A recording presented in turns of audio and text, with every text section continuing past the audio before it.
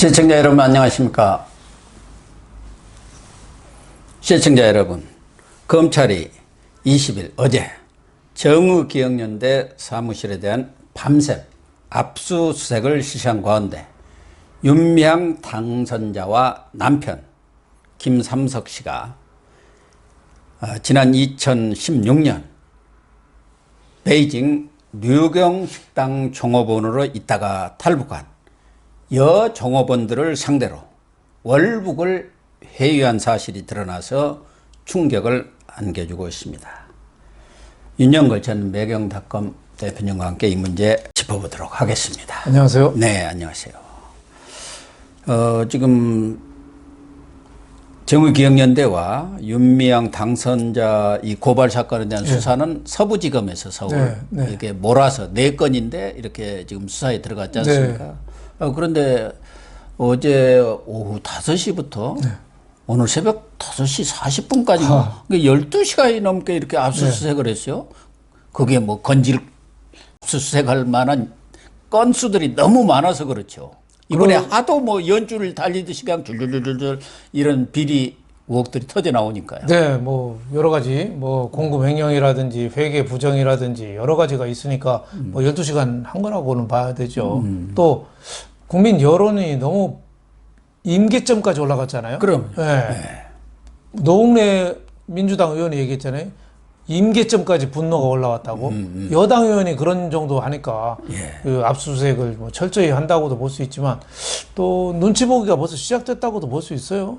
길게 수사를 했다는 거는 또 국민의 여론을 의식한 거 아니냐. 제가 보기에는 정의기억연대 사무실 세게 하면은 뭐 금방 할 것 같은데. 그러니까 12시간은 뭐 할 게 있을까? 그게 뻔한데 뭐 회계장 보고 뭐 컴퓨터 뭐 그런 거 압수하고 그러는데 그렇게 많이 했다는데 옛날 검찰들이 왜 중요한 임무를 할 때는 밤샘 조사 많이 하잖아요. 간단히 조사하고 한잠 자라고 하고 아침에 내보내주고 밤샘 조사라고 하거든요. 예, 자기들도 자고 뭐 술 한잔 먹고 그러면서 시간 때운다는 거 아닙니까? 그만큼 국민 여론이 좀 심상치 않다 이렇게 볼 수 있겠습니다. 이 판사들도 그런다고 하더라고요. 좀 봐줄 그런 피의자가 있으면은 막 야단을 치고 그래놓고는 나중에 쏙 봐준다는 거면. 아니 저도 뭐 조직생활 신문사 있었습니다만 데스크 할 때 기사 잘 쓰고 일 잘하는 애를 혼내지. 그러면 못하는 친구들 그냥 내놓으니까 아예 쳐다보지도 않는 거잖아요. 그런 것처럼 이렇게 일부러 저렇게 세게 한 것도 원인이 있나 싶지 않.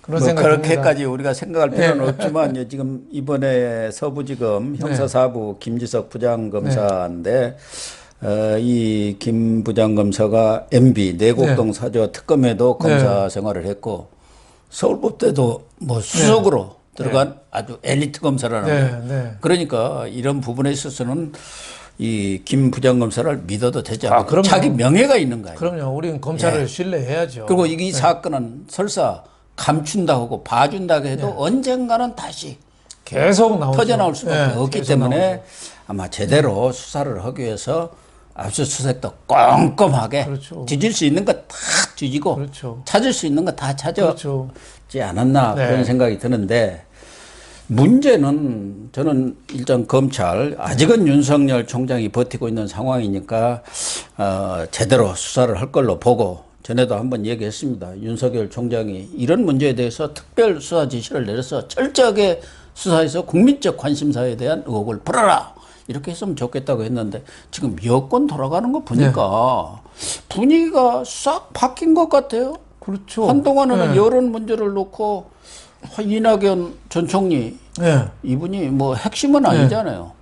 엄중하게 사안을 보고 있다. 뭐 당하고도 이렇게 협의하고 있다는데 어제 그렇다가 꼬리를 얼른 내렸죠.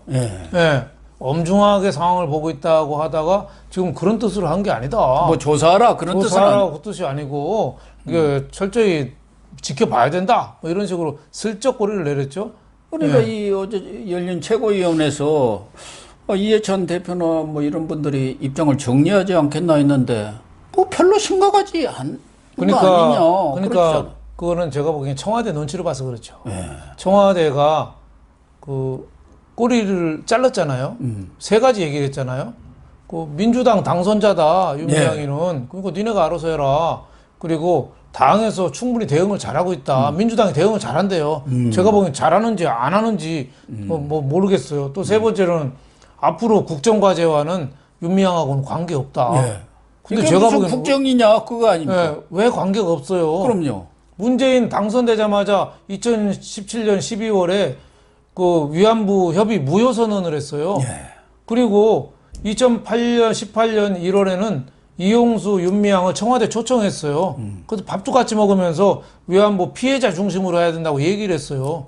무슨 후속 조치도 취하겠다고 막 그렇게 약속도 한 것 그때 같은데. 그 이용수 어르신이 예. 누구야 그 청와대 그 누구죠?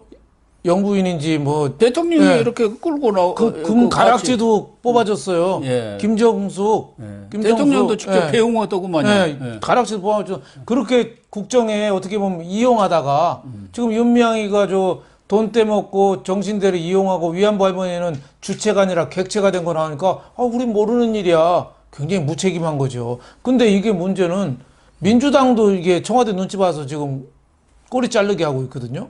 그러니까 그 예. 선에서 조금 더 나간 게 네. 그건 뭐 의혹 제기일 뿐 아니냐. 현 상황에서는 네. 이렇게 말이 바뀌었어요. 그렇죠. 그러니까 의혹 제기지 그게 드러난 거 아니지 네. 않느냐. 뭐 이 얘기니까. 그렇죠. 그게 무슨 말이겠어요. 예. 별것도 아니네. 뭐. 그 굉장히 위험한 발상이고 제가 보기에는 그 뭐죠? 그 수석 대변인 강훈식이. 예, 강훈 씨가 우리 그랬잖아요. 패널하고도 같이 그렇죠. 뭐 좀 했잖아요. 예. 똑똑한 친구인데. 그 친구가 조국하고 윤미향은 다르다 그랬대요. 예. 다르긴 뭐 달라요. 지금 조국 판박이 아닙니까? 재판이에요, 조국 사건에. 검찰 개혁, 국정 개혁 내세우는 거나 여성 인권을 내세워서 자기 사리사욕 챙긴 거잖아요. 예. 예. 겉으로는 포장을 크게 하고 뒤로는 공과 사가 뒤죽박죽이 돼서 자기 부정, 부패, 횡령 뭐 별거 다 했잖아요. 그리고 문서 이쪽에서는 조작부터. 예. 그걸 검찰 개혁으로 몰아가서 그렇죠. 물타기 해버리고 예. 이쪽은 친일 프레임으로 몰고 가서 물타기 하고 그렇죠. 지금 그렇지 않습니까? 조국하고 윤미향하고 똑같은 거는 반일로 재미 본 거죠. 예. 조국도 자기한테 불리하니까 죽창 들고 나서라고 얘기했잖아요. 반일로 재미 본 거예요. 네. 그리고 또 여권이 양정숙 비례대표 그 제명시키고 왜 거기는 버리고 윤미향은 왜 챙기겠어요? 윤미향은 그 지금 정권이 반일을 굉장히 재미를 봤어요. 엄청나게 재미봤죠. 위안부 갖고 재미를 봤는데 예. 윤미향을 버리는 순간 그걸 이용한 게 된 거잖아요. 그럼요. 그러니까 끝까지 가는 거예요, 지금. 한 배를 탄 거예요, 윤미향하고 지금 정권하고는. 윤미향을 버리면은 지금 위안부 문제가 우리 문제만이 아니라 세계적인 문제 아닙니까? 그렇죠. 그러니까 정부로서는 밖에 나가서 할 말이 없어요. 여태까지 사기친 거예요, 국제 무대에서. 예. 예. 그러니까 이 부분에 대해서는 처음에는 다소 뭐 여러 가지 의혹들이 제기되면서 좀 그러네 하다가 가만히 따져보니까 이거 잘못하면 우리가 초반부터 밀리고 그렇죠. 세계적인 망신거리가 된다. 정부가 아주 할 말 없게 된다. 그렇게 판단을 한 것 같아. 그래가지고 덮고 가자. 그렇죠. 깔고 뭉개자. 위안부 합의, 한일 간의 합의를 파토나게 어그러지게 윤미향이가 절대적으로 반대했다는 거 아니에요. 그러니까. 사전에 협의한 거 과정도 다 보고를 받았으면서 그런 거는 어떻게 보면 중대한 범죄 행위고 한일 간 국제 간의 친선 교류 미래를 향해서 가는 거를 어떻게 보면 발목을 잡아가지고 정권에 유리하게 활용한 거니까 참 잘못된 건데 저는 제일 지금 처신을 잘못하고 있는 게 이낙연이라고 봅니다. 이해찬도 잘못됐죠. 당 양반은 뭐 대표가. 얘기할 것도 없어요. 근데 집에 갈 날이 얼마 안 남았어요. 네, 그러니까 그 사람은 네, 이제 그냥 레임덕이고 그냥 가는 거예요. 자기 생긴 대로 사는 거예요. 예, 그 얼굴로 그냥 사는 거예요. 근데 이낙연은 차기 대권을 꿈꾸잖아요. 예. 근데 저렇게 눈치 보는 거면 되겠어요? 저 옛날에 전에 조국 때도 네. 처음에 뭐 국민들한테 그렇죠. 상처를 줬다고 국회에서 답변했다 네. 뭐 어떻게 나오니까 그 다음날 싹 바꿔버렸잖아요. 네, 나중에는 또 끝나니까 그랬어요. 뭐라고 그랬냐면 조국 사태 때 내가 어떤 말을 했는지는 역사가 밝혀줄 거다. 뭘 말을 했어요. 그냥 말도 안 하고 눈치만 보는 거죠. 옛날에 김영삼 대통령이 후보 시절에 민자당 때 그냥 김영삼 대통령이 그냥 공짜로 대통령 된 거 아니에요. 이동통신 사업자 선정하는데 SK가 됐어요. SK가 노태우 사돈이잖아요. 그렇죠. 그 노태우 대통령 때 임기 말기에 SK 이동통신 사업권을 줬어요. 그러니까 YS가 이거 안 된다고 뒤엎어버렸어요. 그렇죠. 뒤엎어버렸어요. 정권 말기에 대통령이고 뭐고 뒤엎어버렸어요. 그럼요. 네. 그런 결기가 있죠. 투자에는 하이 리스크 하이 리턴, 로우 리스크 로우 리턴. 이럴 때 배팅을 해야지. 이낙연 정말 바보처럼 뭐 합니까? 지금도 정기예금만 하고 있어요. 정기예금은 수익률이 1%도 안 됩니다. 지금 이럴 때 국민들이 공분할 때 윤미향 제대로 밝혀라. 그럼요. 지금 정권에서도 윤미향 비호 세력이 있는 건 나는 용납 못해. 왜 이 얘기 못해요? 친이라고 반이라고는 다르다. 이건 위안부가 제대로 그 정신대나 정의기억연대가 정의기억이 아니라 불의기억인지 정의망각연대인지 밝혀라. 이 얘기 왜 못하냔 말이에요. 그러니까. 예. 그러니까 이낙연은 낙연이 아니라 낙엽이 될 가능성이 상당히 많아 보입니다. 요새 이재명이가 뜬다는 거 아닙니까? 이재명은 머리라도 좋아요. 예. 이재명이가 뜬다는 거예요. 지금 지지율도 13%까지 올라와 버리잖아요. 전에 3, 4% 하다가 코로나 사태 때 딱 곤충 차듯이 그렇죠. 쫓아가서 뭐 그냥 신천지 교주 뭐 그 교주 쫓아가고 검체한다고 거기 별장까지 뛰어갔잖아요. 그 헌병이 기관총 들고 음주 단속 가는 거나 똑같죠. 뭐 좀 심하긴 해도 그건 센스는 있거든요. 재수 없으면 이재명 곧 감옥 갈 수도 있어요. 지금 아직 판결이 안 났기 때문에. 하지만 이 정치적인 센스 이거는 이재명이가 앞서죠. 자기 그 재판 하기 전에 수사 때 경찰 수사 막 압박 들어올 때 청와대를 직공을 했지 않습니까? 그렇죠. 맞아요. 뭐 엄청나게 그냥 거기 문재인 아들 문준용이 아마 문준용까지 증인 꺼내 신청 들고. 뭐 같이 하고 같이 물고 들어갔죠. 그렇죠. 문재정부터 수사해라. 그렇죠. 그렇게 하고 이 경찰이 청와대 앞잡이다는 식으로 막 공격이 됐잖아. 옛날부터 위험한 장사가 이문이 많이 난다. 그 말이 있는 거예요. 우리나라 재벌들 삼성, LG 다 언제 재벌됐습니까? 6.25하고 베트남 전쟁 때 재벌됐어요. 그럼요. 그 위기 때 나오는 거죠. 일본도 일어선 게 뭡니까? 우리 6.25 전쟁 때 일어서 버린 거 아닙니까? 그렇죠. 그러니까 이낙연은 너무 몸조심하니까 자기 권력은 새 판을 짜는 거예요. 난 그래서 민주당이 저렇게 참 엎드리고 있는 것도 참 안타깝고 청와대도 윤미향에 대해서 성급게 하는 것도 참 안타깝고 국민을 언제까지 바보로 보냐 이거예요. 국민은 다 속아주는 줄 아나요? 저는 있을 수 없는 태도라고 봅니다. 또 하나는 뭐 자기들끼리 뭐 그렇게 정한 건 좋은데 이용수 할머니 이분과도 윤미향이하고 이렇게 썩 만나게 해가지고 그 뭐 만나 보면 또 나이 드신 할머니 입장에서는 좀 짠할 거 아닙니까? 92살입니다. 그리고 좀 안아도라니까 안아주고 그런 모양이에요. 그런 것을 가지고 화해했다. 이갖고 친여 매체들이 싹 그렇죠. 분위기를 지금 잡고 있는데 이용수 할머니가 딱 얘기했대요. 제대로 얘기를. 없다, 용서는 없다. 그러니까 호텔에 계신데 그걸 급습해가지고 찾아가가지고 강제로 만나서 어떻게든지 10분 만났다는 거 아니에요? 그러니까 윤미향이가 민주당하고 저 SOS를 쳤겠죠. 이용수 할머니 내가 그 해결 볼 테니까 곧 삶을 테니까 걱정하지 마시라. 며칠만 기다려 달라. 뭐 이러겠죠. 5월 31일부터는 또 국회의원 신분이 되니까 그 면책특권도 생기잖아요. 근데 사과하려면은 사과의 원칙이 있잖아요. 근데 여기는 서운한 감정에 대해서만 사과했어요. 아니 그러니까 이용수 할머니는 여러 가지 돈을 많이 들어왔는데 그게 어디다 썼느냐 그 얘기를 그렇죠. 제기를 한 거고 그 문제 때문에 많은 비리 혐의들, 횡령 혐의들이 나왔죠. 그걸 설명을 하면서 그렇지 않습니다. 이렇게 다 있습니다. 그렇죠. 그걸 해야 하는데 위안부 할머니들을 감정적으로 이렇게 이용한 거죠. 그러니까 정의기억연대 정신대협의회가 위안부 할머니를 도와주는 게 아니라 정신대협의회랑 정의기억연대라는 조직으로 해서 위안부 할머니들이 어떻게 보면 종업원이 된 거예요. 그거 눈치 보았다는 거 아닙니까? 그거를 해명하고 사과하고 국회의원직을 사퇴해야 되는 거죠. 그래서 가톨릭에도요 고해성사하는 4단계가 있습니다. 처음에는 지은 죄에 대해서 자세히 생각하는 거예요. 내가 무슨 죄를 졌나. 그러니까 두 번째는 깊이 뉘우치는 거예요. 내가 씻지 못할 죄를 졌구나. 어? 세 번째는 죄를 고백하는 거예요. 낱낱이. 내가 무슨 죄를 졌고 돈을 얼마나 떼먹었고 샅샅이 고백하는 거예요.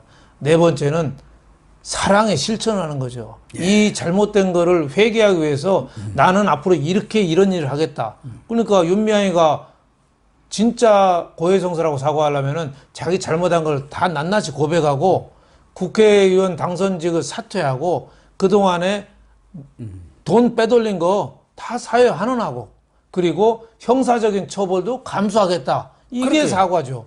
아니 그리고 자기가 떳떳하면은 지금 완전히 언론하고는 딱 단절해 버려서 지난번 언제 18일인가 무슨 심심한 유감을 표명한다 그 일방적인 그 말 내놓고 그러고는 친여 매체에 나가가지고 좀 무슨 김어준이 그런 데 있잖아요. 그렇죠. MBC 무슨 그런 데 나가가지고 자기 변명만 지금 잔뜩 늘어놓은데 이용수 할머니가 내가 용서한 바 없다.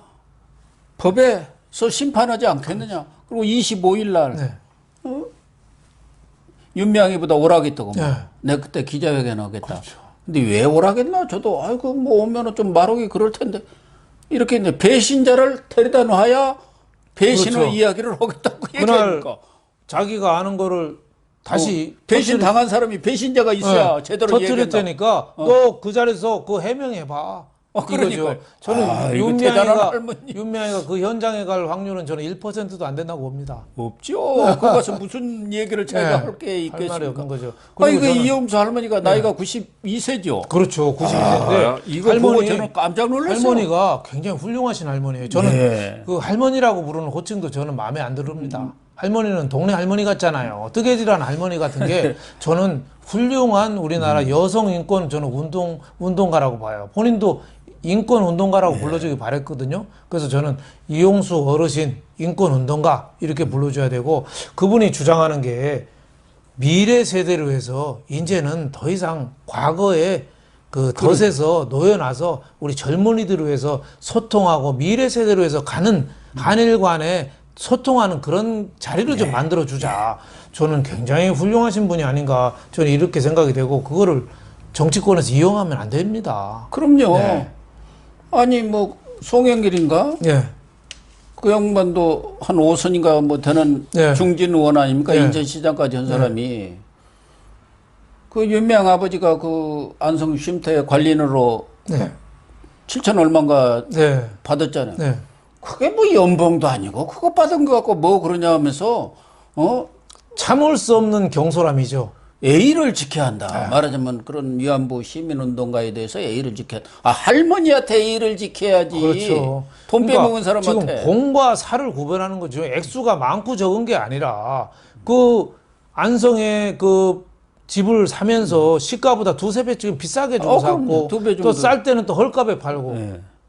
그리고 아버지를 그 관리인으로 해서 급여를 줬다는 게 급여가 많고 적은 게 문제가 아니라 왜 줬냐 이거죠. 아니 정의기억연대에서도 그 참 부적절한 그 사례 깊지 못한 행동으로 사과를 했는데 그거 아무렇지도 않다고 하긴 뭐 송영길이도 지금 당 대표 나오려고 그러거든요. 그렇죠. 이낙연만 안 나오면 나다. 지난번에도 2등으로 떨어졌습니다. 그렇죠. 계속 출마했었죠.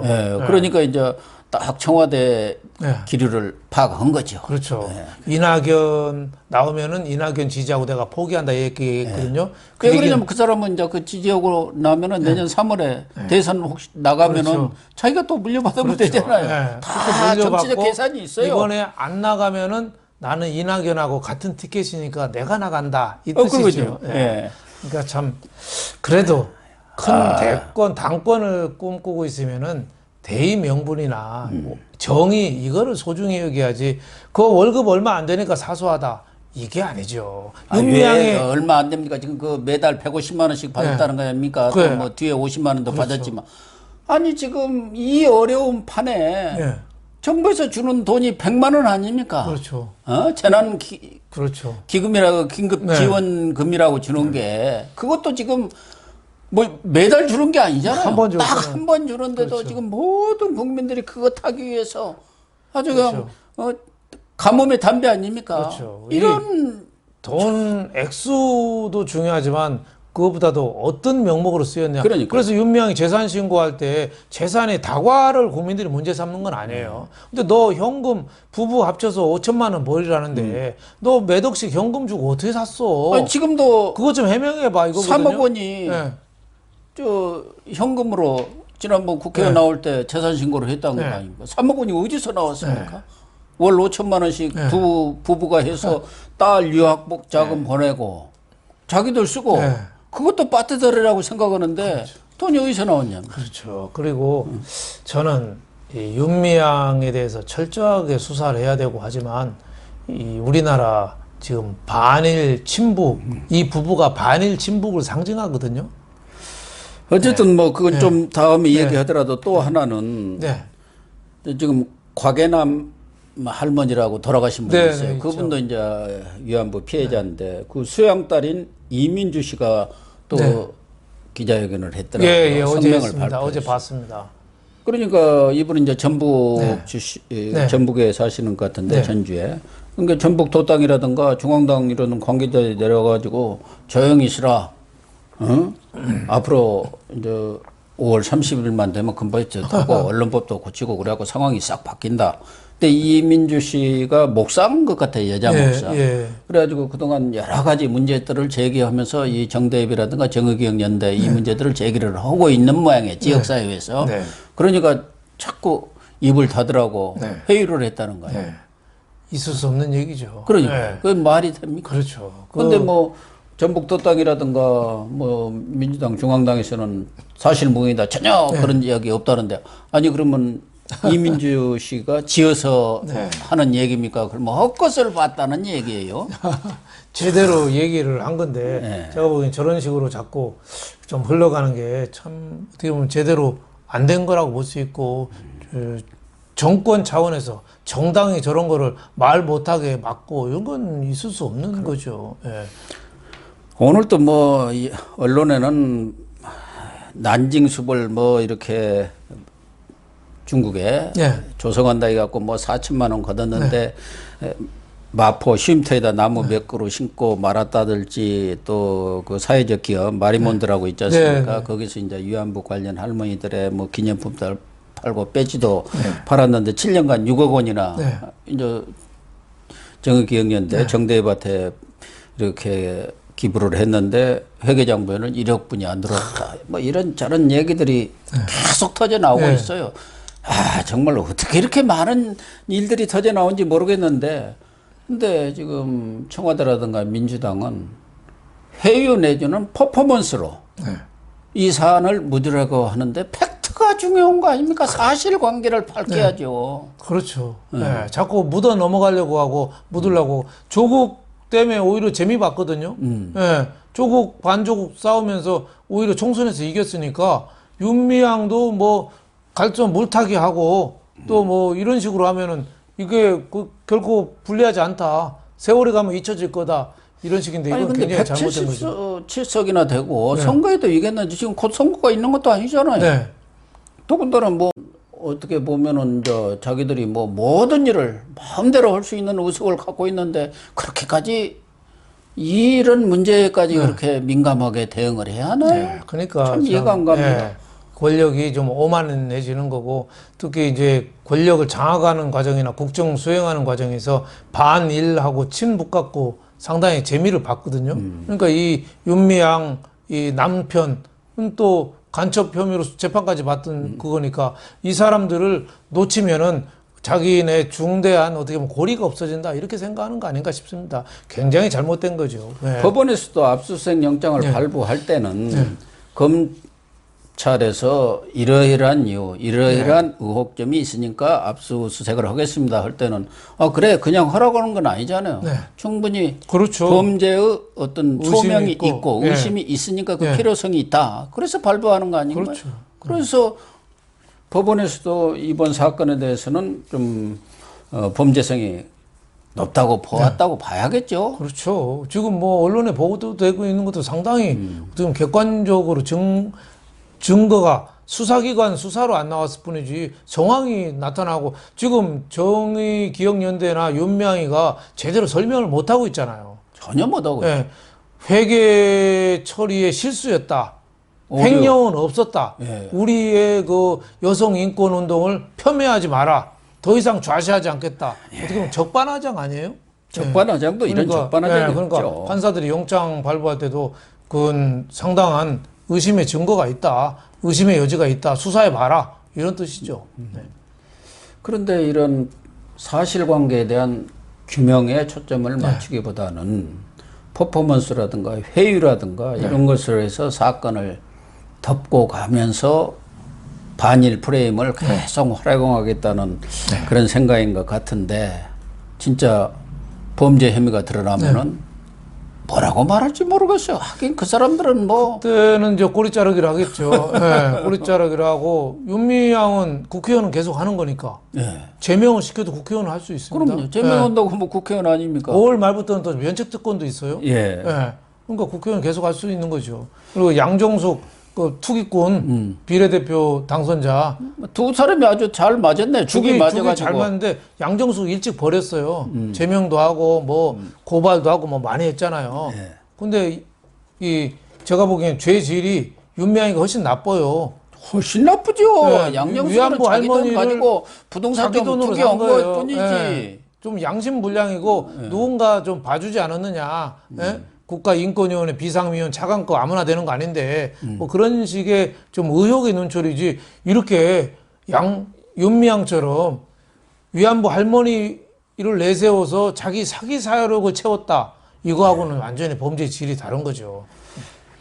검찰이 정말 제대로 이번에 좀 수사 좀 해줬으면 좋겠습니다만 그 부분도 지금 윤석열 총장이 힘이 빠져서 걱정이 됩니다.